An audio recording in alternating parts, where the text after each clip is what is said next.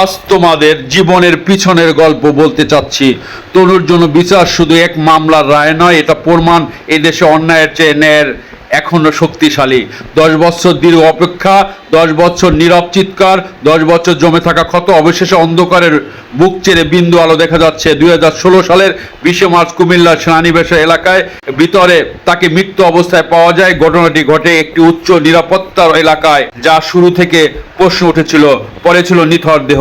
সোহাগী জাহান তনু, একটি স্বপ্ন, একটি জীবন, একটি ভবিষ্যৎ নৃশংসভাবে থামিয়ে দেওয়া হয়েছিল। কিন্তু প্রশ্ন ছিল, ন্যায় বিচার কোথায়? কেন এত দেরি? কেন একটি জীবনের মূল্য প্রমাণ করতে লাগে 1 দশক? এই ঘটনার পর সারা দেশে প্রতিবাদ ছড়িয়ে পড়ে।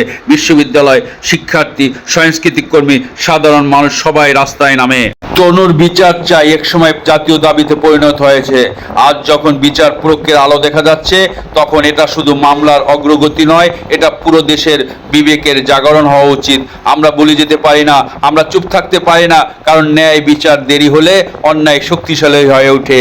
শেষ কথা একটাই বলবো, তনুর জন্য বিচার শুধু এক মামলার রায় নয়, এটা প্রমাণ এদেশে অন্যায়ের চেয়ে ন্যায় এখনো শক্তিশালী।